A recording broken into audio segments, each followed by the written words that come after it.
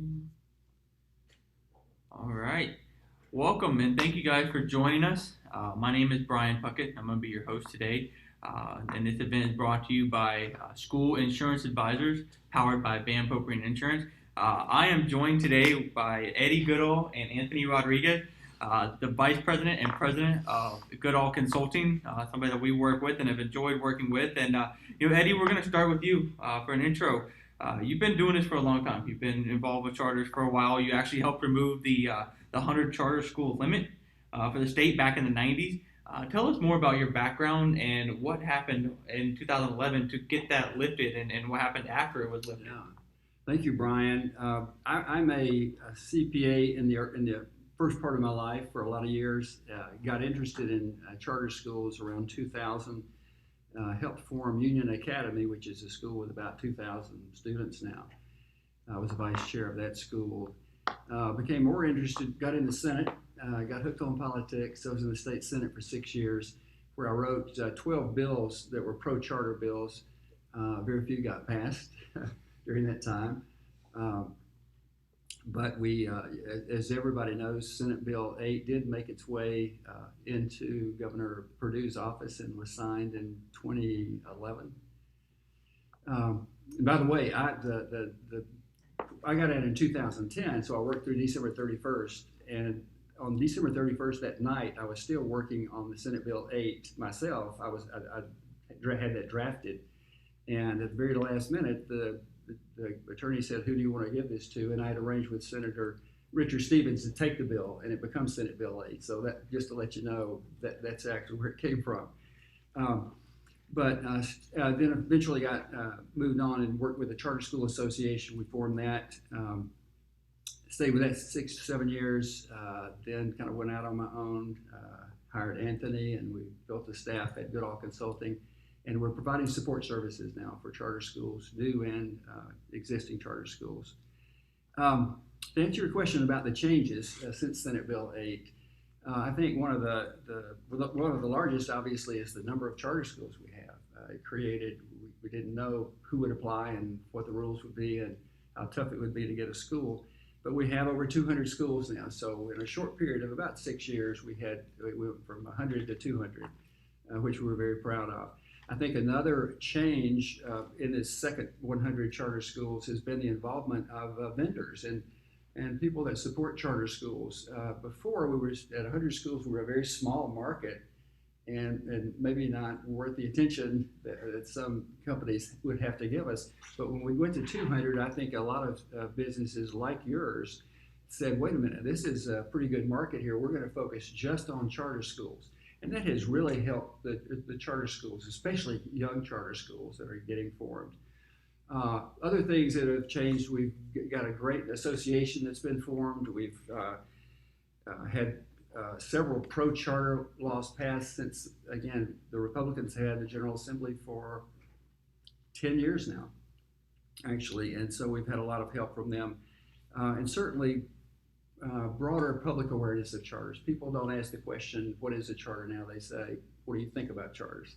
So that's kind of my background and what's happened since Senate Bill 8 was passed. Yeah, and I think that's been a very monumental bill that has been passed. Like you said, you've helped the community with the kids being able to have a choice in education. But not only have you helped the charter schools themselves, but like you said earlier, all the vendors that have been able to feed off of this. And they're feeding families too. And now they're putting their friends and families in the charter schools. So you guys, that alone has brought a lot of awareness, and it's been a great bill for charter schools. And, I think everybody across the U.S. or across North Carolina that has been involved in charters is very appreciative of that. And then you've got your right-hand man here, Anthony. You've worked with charters.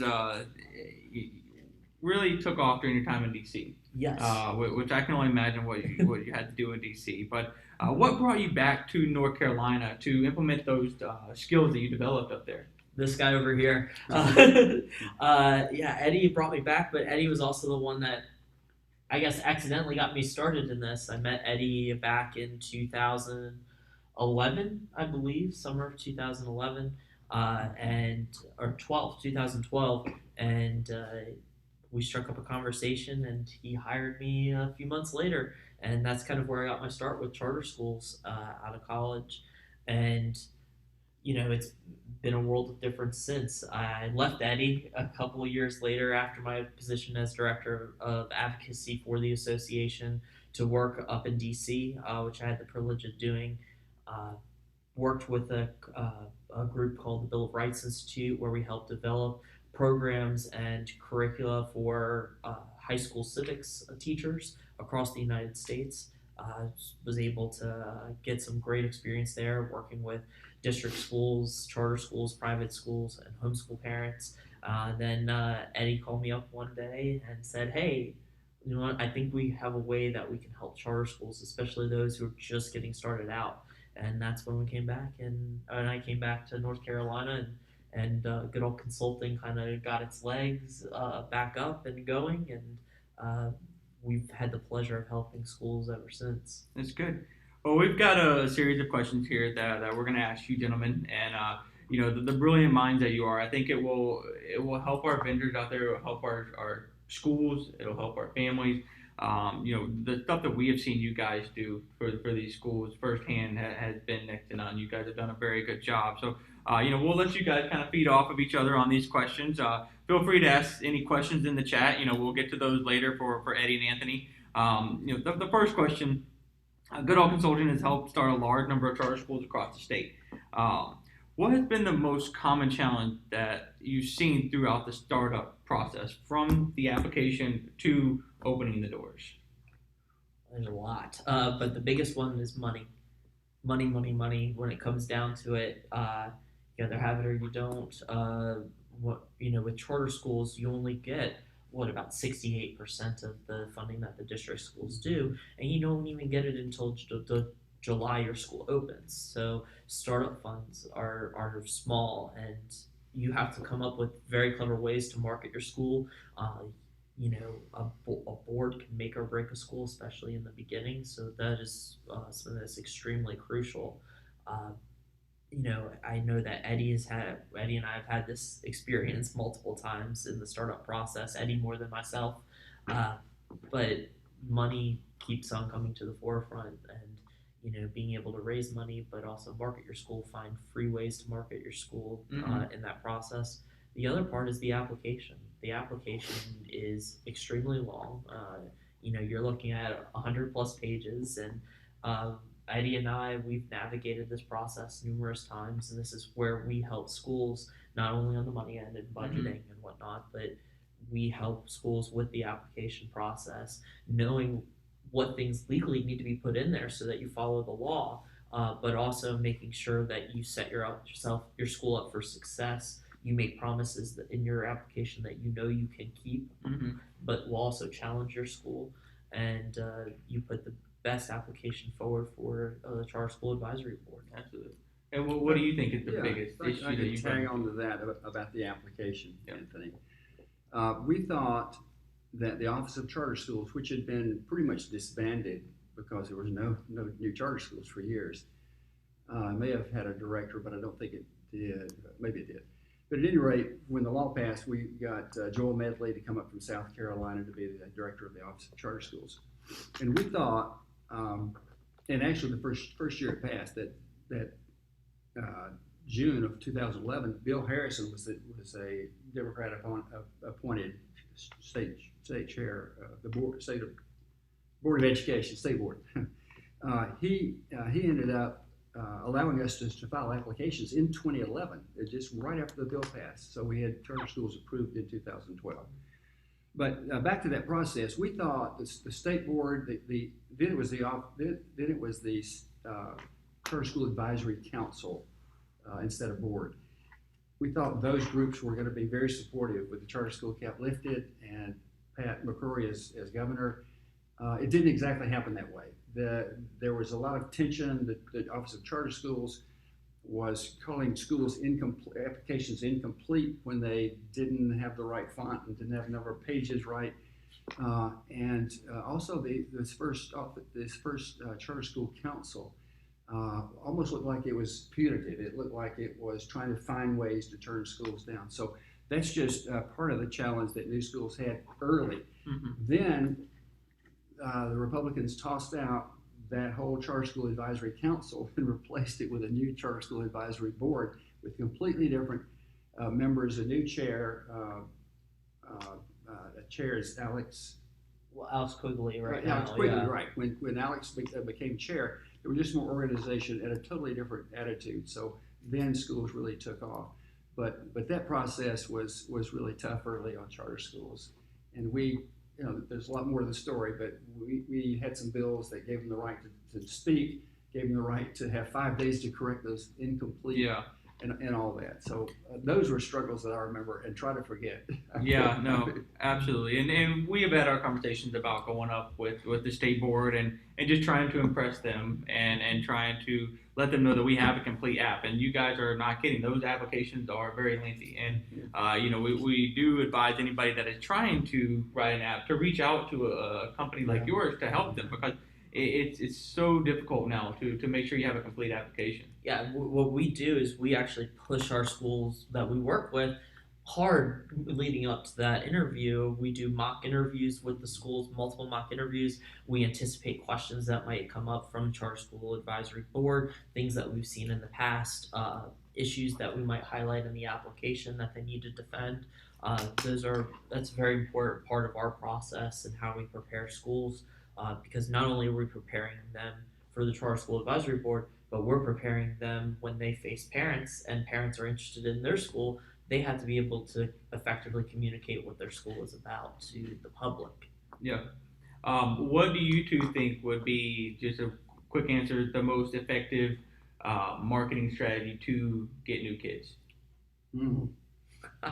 That's a tough. Yeah, that's a tough one. A lot of small schools have because they don't have the funds, money, nor the expertise. And some of the larger ones that are managed by organizations realize that that's got to be done professionally using social media. But that's more Anthony's bailiwick than mine. So, what do you think, Anthony? There's a ton. If you have money, if you're doing a mailer followed up by a virtual ad, followed up by, I'm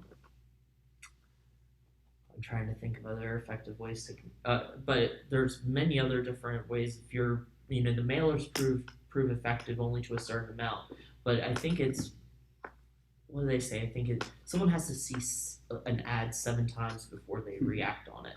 So you have to effectively find a way to come up with some, and if you have the money, oh, that's great. But if you don't have the money, one of the things that I have found out is that if you have a core group of people that support your school, not just the board members, but people out in the community, small businesses and whatnot, out in the community, you get those people together, and it's word of mouth that you put a flyer in someone's hand, you get them to sign a piece of paper that has their name, email address, and phone number.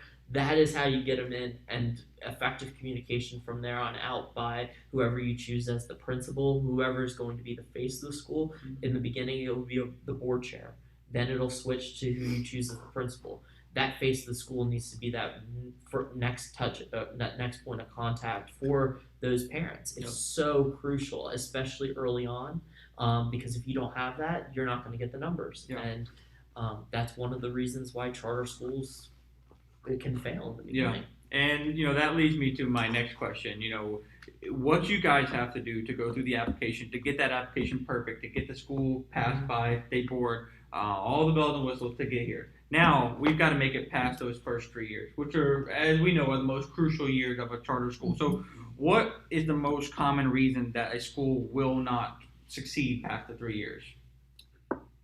I've seen more than you, so I'll answer that.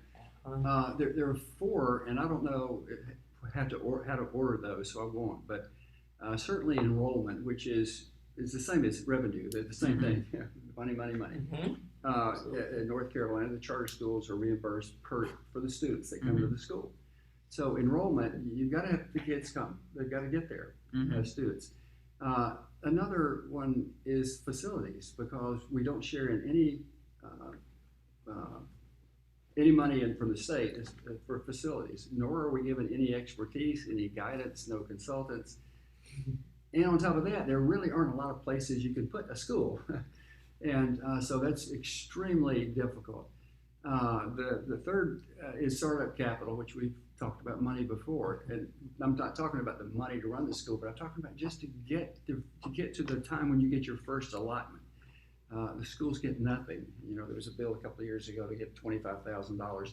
That would have been like manna from heaven for some of our charter schools. Absolutely, it it was would like have. $1 million. Absolutely. But they don't have any startup capital at all. The last is kind of an unusual one.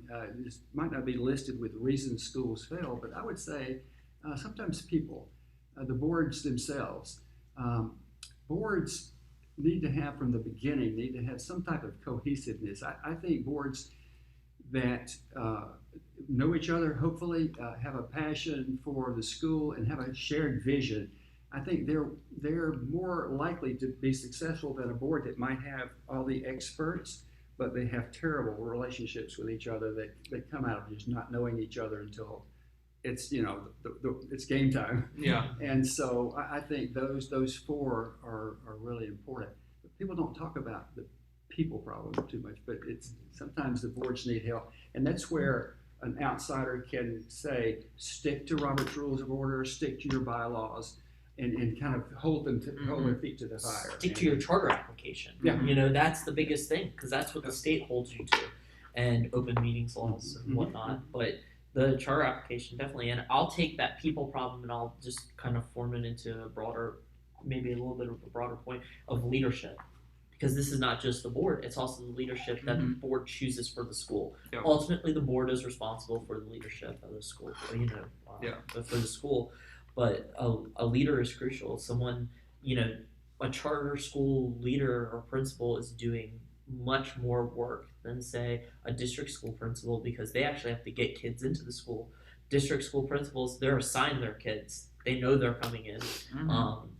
So the leader is also the marketer in chief as well. Absolutely. And so that's something to look at.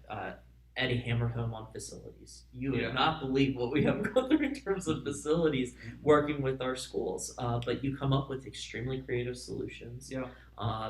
You have, I almost feel like when you start a charter application, you have to have a facility in mind and something in place before. You can't just say, oh, we're going to put a charter school in this area and be okay with it. You really have to have a plan put in place, and that's something that Eddie and I have slaved over with the charter schools we work with. And it's very important. And then money. I'll just say money. And I'm not only going to say, because the question was about the first 3 years, he talks more about the startup. When it comes to the first 3 years, the first year is tight no matter what. There are so many startup costs that you are having in that first allotment. The state only gives you 34% of your allotment in that first third of the year, and that's supposed to get you from July 1st to November, to middle of November. I bet you've been through it. I know other schools have been through it. You are so tight on money, but there's budgeting. There's ways that we budget. There's ways that we kind of work. There's relationships with vendors we have that delay payment or work with us on payment plans, and it makes all of the difference. And when it comes down to it, and I would say, go ahead. Say one other thing before I forget it. We mentioned that not only are facilities important, but planning for facilities. But when you've been approved and you want to start planning for your facilities, and you go to a landlord and say, we're really interested in this site, we're gonna be able to move in here in 18 months. What do you think you get? What kind of look do you think you get? That's been another challenge for us. Is we get approved, and landlords typically want you to sign a lease and their property. So just a confluence of problems that make it so hard. We might move facilities up to the top. The top. I don't know. Well, you don't survive if you don't have a facility. Let's face it. Even with COVID, kids have to come to school to pick up laptops or whatnot. If you're fully virtual. All these, if you don't have a facility, you don't have a school. Obviously, that's not even an exception with our virtual charter schools. They actually have to have in-person sites for testing purposes. So it's very important. And even if they're not in school, they're going to come back at some point. So you can't just get rid of the building and say, hey, we're gonna stop the lease now and then come back later. You guys are very similar as us. we want to come into the school, and as you mentioned, you have a good leader, right? You want to take as much off that leader's plate. So aside from helping with the application, helping with the marketing, budgeting is a big thing that you guys come into. So what are the common misconceptions about the budget that they're missing, or that they overlook, or that you help with the most when you're helping a new charter school or even an existing school? This is the budget guy. You need backup plans to your backup plans to your backup plans. I always try to have all different scenarios possible. There's so many, especially I will tell you, we opened 2 schools during a year where the General Assembly didn't pass a budget and they had to pass all these little mini budgets. And we got our first round of money in late July, not the beginning of July, and we didn't get our November funding until after Thanksgiving. And even then it was only partial funding, and then we got funded the rest of it. It was a nightmare, but you have to plan for everything to go wrong. And Lord knows, none of us expected COVID to happen at the end of the school year too. And then, everything kind of snowballed from there. But you have to have backup budgets. You can't base your budget on, okay, we expect 300 students next year. Well, the question is, what happens if you don't get 300 students? What's your 80% plan? What's your catastrophic plan? How are you going to survive, and how are you going to keep staff? And then when is the right time to hire staff, and those types of things. One of the biggest things that I have seen is that most schools are so staff heavy in terms of percentage of what benefits, wages, and taxes are for salaries to the total budget. And this impacts healthcare as well, and the quality of the healthcare that you can provide to your school. Our rule of thumb is you want to be in the 50s range in terms of your salaries, wages, benefits, and taxes all in there, all together. And I know that can be hard to do for some schools, especially high schools, but you have to get as close to that number as possible.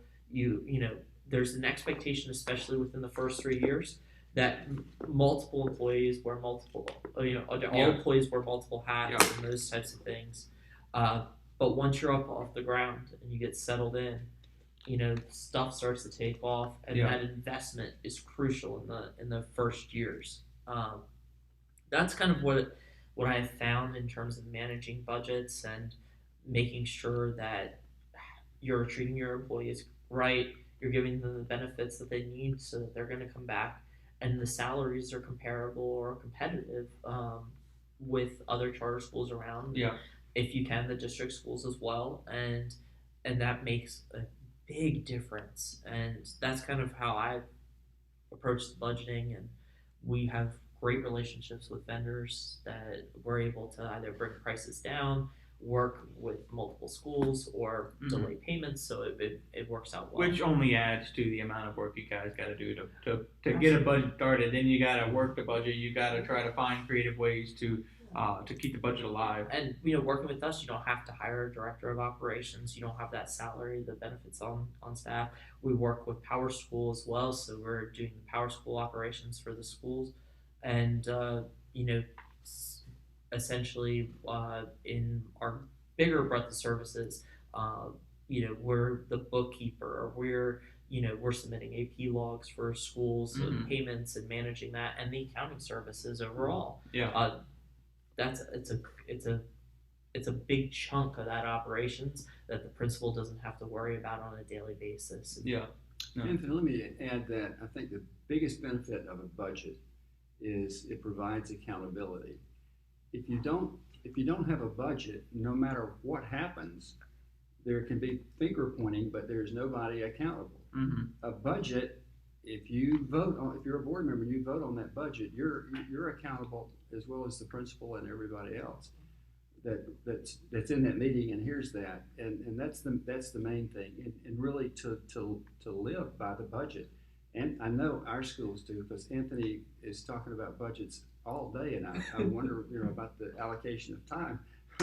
but it has really worked and made me a real believer in charter schools doing better with their budgets instead of saying, okay, things are going to work out fine. That doesn't work all the time. Absolutely.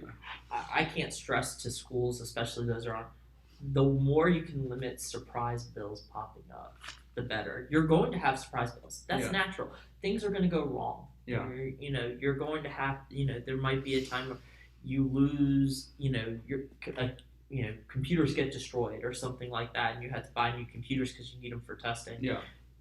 You put that in the budget. You account for that. It's the things that it's the surprise things that happen because of poor decisions. Yeah. That's what I always try to caution schools about, and making sure, that There's surprise bills. yeah, you don't want surprises done on purpose. Yes.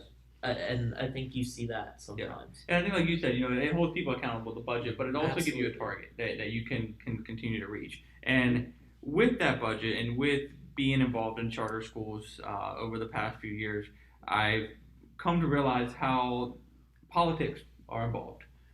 They're definitely involved in the charter schools. And with you guys, what we've talked about here today, I'm sure the people that before they got on here, before they watched this, they know that you guys had some involvement in politics, and a senator, and you've been in D.C. So let's just ask the question. Can you talk about how political, the discourse surrounding charter schools has developed since you've been involved? I'll take that one since I've been involved longer. Yeah, you go. Yeah. Going back to 1996, that's when the charter bill, the cap came off, and actually nobody at that time, and I know this from talking to legislators that were there and reading text of some of the discussion. Nobody there thought charter schools were going to be any bigger than 100 or 200 students, and Anthony, that's why they have that limit of 80 or whatever it is now. And they thought they were going to be small. So there was a threat to, and by the way, this passed in 1 year where it's 50-50 in the House and the Senate or whatever, and they were able to do it just one session. But at any rate, then it wasn't as big a deal really, because everybody thought it was done. 100 schools, okay, check that off. We won't have to do any other provisions that they were looking to do as conditions. So that put everything to sleep, they thought. But by 2000 or 2001, there were already 100 schools. Mm-hmm. And then the Democrats were back in, and I'm calling parties because this is just part of the history. Yeah. The Democrats were back in power, so nothing happened for years and years, including my 12 bills over 6 years that nothing happened with, except the one that Richard Stevens got, which was a big one. So then we started this discussion about, well, let's lift the cap, and then that's when the tension started arising, and it was pretty brutal, as you probably know. So from then, I mean, the tension got worse then, and it's still probably one of the most divisive issues of the General Assembly, as far as I know.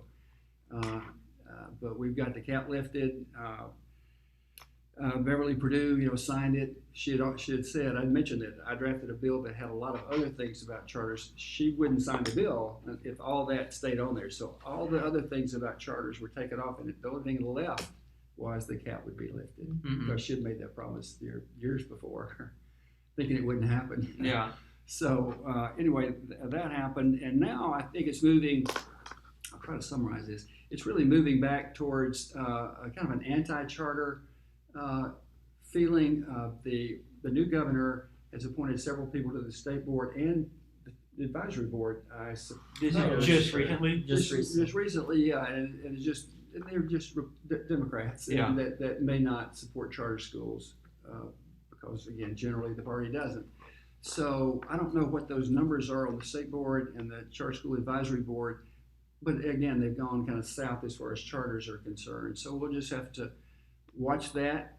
The politics are always going to be involved. Yeah. You just can't get it out. Yeah. Politics, you can't get rid of it. The Greek for poly is many and then ticks. So yeah. Blood-sucking creatures, right? Yeah. It's where politics goes from. Yeah. So anyway, it's really it's the same today as it was yesterday. Yeah. There's just us and them, and it's not that way in every state, by the way. Yeah. It's Now, strangely in some states the charter schools aren't an issue there. And Yeah. a lot of states, charter schools are a bipartisan issue. So North Carolina is just a different creature Yeah. right now. And back then, we did have a good amount of Democrats that did support charter schools, and so it's just interesting because it's about towing kind of the party line Yeah. right now. But support amongst parents Yeah. and those voters are overwhelmingly pro charter school. Yeah. So and the numbers are through the roof. Yeah. They're set at upwards of Now, years. let me ask you this. So you just went over how back in 2011, whenever there were a lot more Democrats in office, and there were slow changes. And then you guys, the Republicans came in, you got a lot of things done. Now we're back to a Democrat-led House, whatever you want to call it. Knowing what you've been through in the past, what do you see now? Now that we have another one, we have Democrats in office for at least 4 years. What do you see over these next 4 years? I mean, in healthcare, we've already seen massive changes. What are you going to see in the charter schools? Well, we have a Republican General Assembly. The Senate is very conservative. The House is a little less conservative. We have a Democratic governor who has veto power. We don't have veto-proof margins in the General Assembly. So I see not a lot happening, perhaps. Okay. Stalemate. Yeah, and as long as we have the ability to file applications and get them approved, sometimes that's okay in politics. Yeah. Is to not have anything going on. So it just depends on the public. It depends on parents and people that you and we know that wanted to be charter school founders and have the passion. I think the state board has an obligation to tell the state that charters are good. It's actually in statute. They're supposed to do that or advocate for charters, but they really don't. Yeah. And more of a policing group. So I don't see much happening other than hoping that people will come forward and say, I want to start a charter school and create. Right now we have one charter school for every 60,000 people in the state. So we thought, we doubled our numbers. This is volcanic. It's not volcanic. There aren't many charter schools really compared to the state. So I just hope we can pick up the advocacy and get people to start charter schools. That's what we're doing. And you have multiple organizations within the state, such as the association, the coalition. You have PEFNC, Parents for Educational Freedom in North Carolina. All great groups pushing school choice. And I think with COVID happening and the pandemic, really exposing the flaws that we have in our educational system. I think it's allowed parents to just advocate for their children, understand that they actually have a choice, and use their voice to get their children to a charter school. Obviously there's other options, private and homeschool. Yeah. But we have seen across the entire state a boost in charter school numbers. Absolutely. And I know, we have with some of the schools that we work with, we've seen massive numbers. They've jumped up greatly, and I think we do need more charters. One of the things that you guys are doing is putting these charters in the lower population areas. It's easy to put one here in Huntersville where there's 60,000 people at the mall on Sunday, and so what you guys are doing is putting these schools in the rural areas, and they're succeeding. So, we love to watch you grow there. Now, another question is, what advice would you offer to boards who are looking to start their charters in the upcoming years? So, we see more schools coming. The cap's been lifted a while back, so you see somewhere between 7 and 9 schools. What would be your advice to them as they're starting a new school now and in the next few years? You mean get ready to put your head down and work. That's what I would say. There's a lot of lifting when you start a charter school, especially when it's just your board. When you're looking at a board, the whole board has to be in. Yes. They have to be 100% on board. Brian, you know this. Yes. From your experience, they have to be 100% in. Even if you have another group that's working with you, like a Goodall Consulting, or which is a charter service organization, or others like a EMO, when we work with boards, we're interviewing the boards as much as they're interviewing us, because we want to look for that collaborative, cohesive group of people that Eddie was mentioning before, that are ready to put their heads down. And then also we need to if I were to say to the boards, raise money, or raising money always helps. And I don't know, Eddie. It's gonna change. Yeah, I've got a couple here that some of these you mentioned, but you may not have. Number one, plan to succeed from the beginning. Don't go in there looking like saying 38% of charters get approved. Just assume you're going to get it done and think that way the whole time. It'll rub off. Everybody around you will understand that you will likely be successful. Develop a cohesive board with a shared vision vis-a-vis a disconnected but talented board. If I have the option again between a group of people that know each other and know exactly what they want to do, and very little of them as professions or professionals or whatever, versus a board over here that has all this talent, but they're just coming together I would take this one every day. I would say work with charter professionals, as we said several times. In the beginning, there weren't any charter professionals, so boards were just on their own, but now it's different. Have a strong educator who can influence the charter school advisory board. You remember when you have the application, you're talking to 11, most of them are principals, so they know their stuff. And so if you go in there and say we're going to hire a great principal, but nobody can talk and debate the education plan with the advisory board, you're in trouble. We've seen that happen many times. Use data. Don't make stuff up. Use facts. It's all over the place. Use data to talk to them. Have $50,000 in your pocket if you possibly can. That's what it took the last school for us before we opened. And copy success. Models are everywhere. Schools are there. Go see them. You can read their applications. Yeah. So there's all types of again models for schools to adopt, or at least to learn from. Yeah. That's my top 10 or 8 or whatever it was. Yeah. And whatever you put in that charter application, and I would say this to every single board, you are expected to follow it to a T. So don't expect to put a curriculum in there and then change it 3 years later. Yeah. That's just not. That's not. You have an agreement with the state that this is what you got approved for. This is what you're going to follow through on. Yeah. And if it's a proven success, follow through on it. Absolutely. And that's so important. And I think you have charter schools that do forget this. Yeah. And they're the ones that you see that are closing over a period of time because they didn't follow their charter. They didn't follow what the original mission and vision was. Yeah. And I think that's why the state board puts such an emphasis on reading that mission every board meeting. You read that mission. This is the reason you were here. And the thing you guys talk about with the attitude, the PMA, that positive mental attitude going into the board meeting, going into school every day with your principal, with your education groups, such as you guys, it's gonna flow. And it's gonna be contagious, and these kids are gonna see it, and that's gonna help them be successful. Now, Eddie, you, on top of all this stuff, you've written a book. Yeah. Do you have a few minutes to tell us a little bit about the book, what people can expect in it? Yeah, if you twist my arm enough. Hard enough. I did. When I left the association, there were so many memories because so much had happened. If you work in this every day, and I knew that the minutes would be different places. I knew that the memories would fade, and they were so fresh to me. And I just wanted to record it. I wanted a chronology of kind of like from a diary. I've called it a charter diary.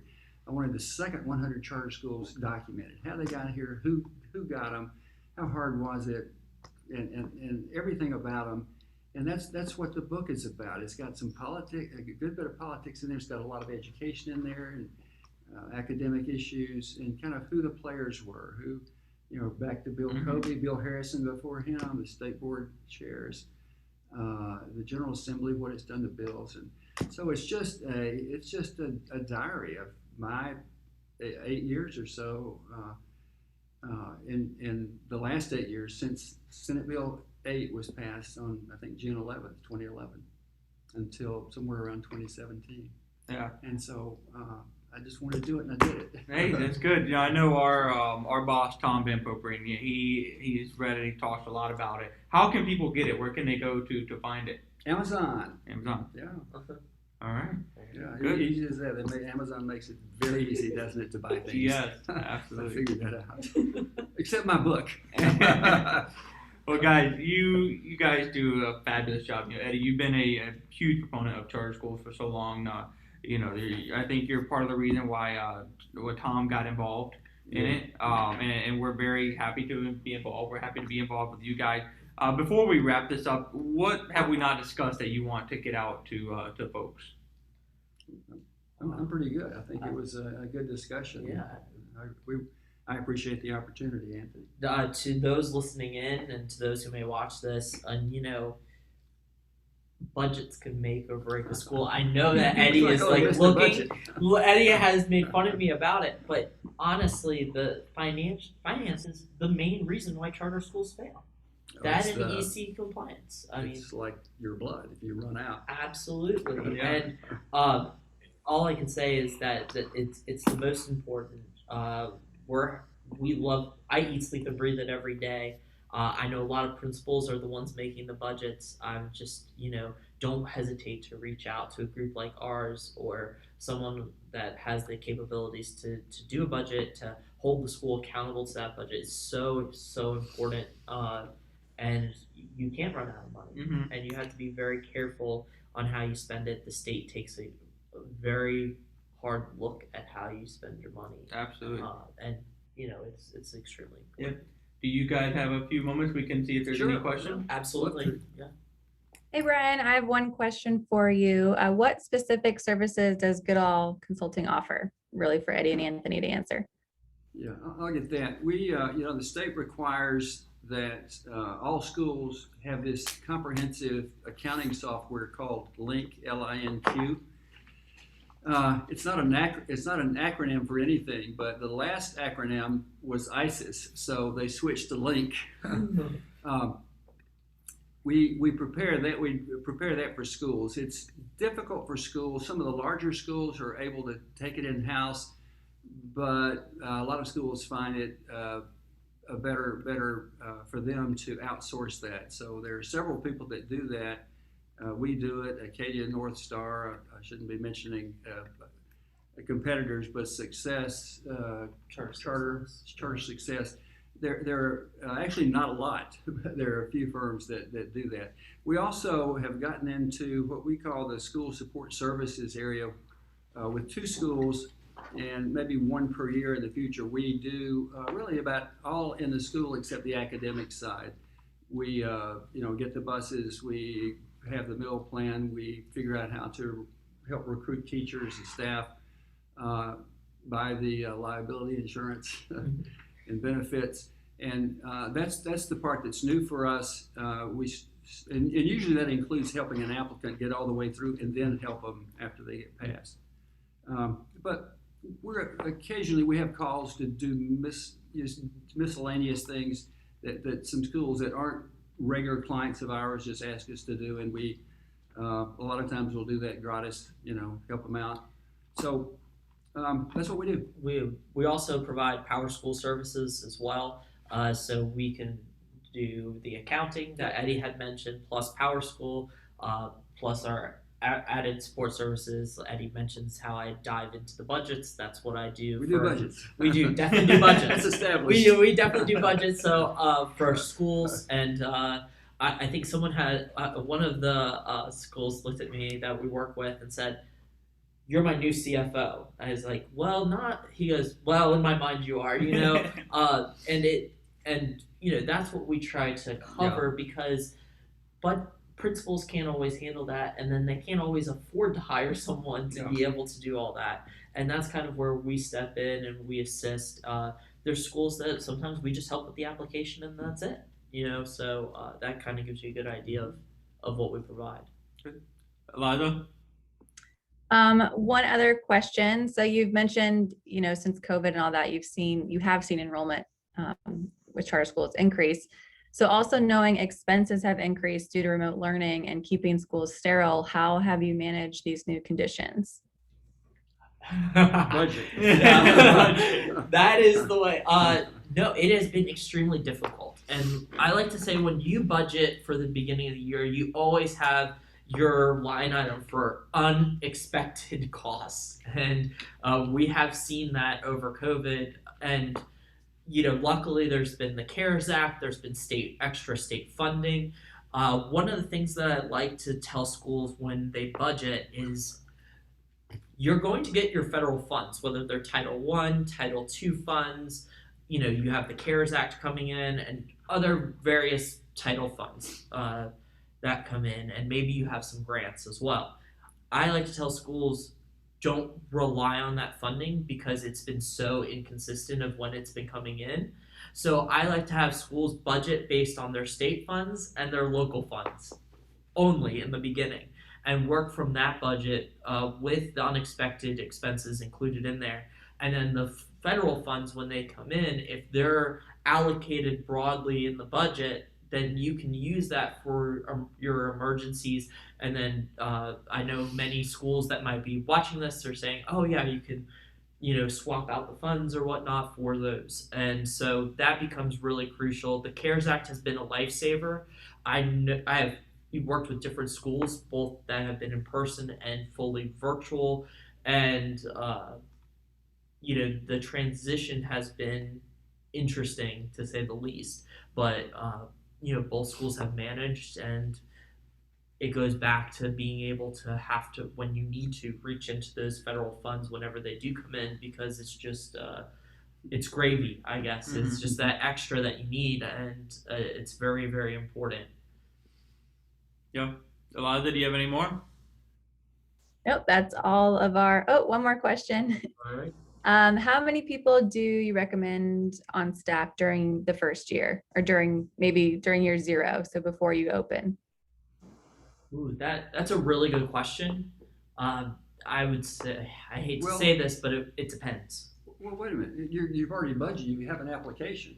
Well, you have an application, but before your school. So this is year 0. This is before before July 1 hits. Oh, okay. So that's what they're asking. It depends. Usually, it's good to have your administrator join the school. There's different approaches to this that you can have. You can either pay that principal up front and use funds that you've raised to pay that principal that you've hired to get the school started, or you can work out in their contracts for them to keep their hours, pay them on an hourly basis leading up to the first day of school, or you can in the contract put an incentive bonus in there. Which says if you fill the school up, you get this much in bonus at the beginning of the school year. If you get this many kids, you get that, and then it kind of cascades down in terms of your bonus there. And then obviously, if you don't get enough kids, then you don't have a job. So it's a good incentive. But those are all options that you can have as a board leading up to the first day of school. The only other person that I think that might have or do some initial work for the school prior is your EC director or your main EC teacher, mainly because they're going to need to be contacting the school to get IEP plans and figure out who needs to be tested, and whatnot. I usually don't start an office I wouldn't start an office manager until the July 1 when you start to receive your state funding, but that's about it. About the budget director. Yeah, the budget director. Well, hopefully you're with Goodall Consulting, so that we'll already have that in place. Yeah, but was a setup. Thank you. Thank you for setting me up on that. I appreciate it. Yeah. Eliza, do we have any other one? I think that's all for today. All right. I do have one final question for you guys. Sure. One of the things that I've experienced doing these charters is the grants that you can find. Yes. You and I have talked a lot about the grants, the access grant, the this grant, the that grant, whoever, So how do you guys find those grants? What is the value of you guys writing those grant applications? I mean, some of these schools don't even know that there's grants out there, and it can be $150,000, $300,000. I mean, you talk about surprise bills. Surprise grants are probably a lot better. Oh, you have no idea. Absolutely. Luckily, I've been in the process of helping write access grants, doing the budgets for the access grants, and putting in some of the language for compliance. We've worked with awesome grant writers as well. Katie Reidenauer, one of them, and it's been a very interesting experience, and that's something that Goodall Consulting does do. And we are 2 for 2 on the Access grant, which is great. PPP Yeah, we did the loan grants, PPP which were- loans. We've there's other smaller grants out there. A lot of grants the principals can do, which is great, but there are already state grants that you have to apply for, or some federal grants. But there's a ton out there, and you just got to do your research. The National Alliance for Public Charter Schools has a whole section on grants. The National Charter School Resource Center has a lot of information on grants, and there's a lot of grants that you may not know about that are within the USDA, Department of Health and Human Services. There's a grant to reimburse your school for milk for the entire year, but many people don't know it exists and don't take advantage of it. So, that's a bank of knowledge that we have started to gain, and a lot of it is just learning as you fall down. Exactly, and I think it's a very underrated value that a company like yours provides to the school. Absolutely. I think it's very important. Well, guys, we have thoroughly enjoyed it. You guys have brought a lot of knowledge, a lot of politics to it. We've enjoyed it. We enjoy working with you. We wish you nothing but continued success. We thank you guys for joining us today. Be sure to check out the remaining webinar series. This will wrap up our March webinar. Please contact us if you have any questions. If you would like to be involved in some of our webinars, our contact information is going to be in the description below. Check us out on social media. Check out Eddie Goodall and Anthony on Goodall Consulting. Where can they find you guys at? You have websites? EddieGoodall.com. Yep, and Instagram, Twitter, Facebook. We're on all Facebook. That. Yep. All right. Absolutely. Well, guys, thank you so much. Have a wonderful week and take care.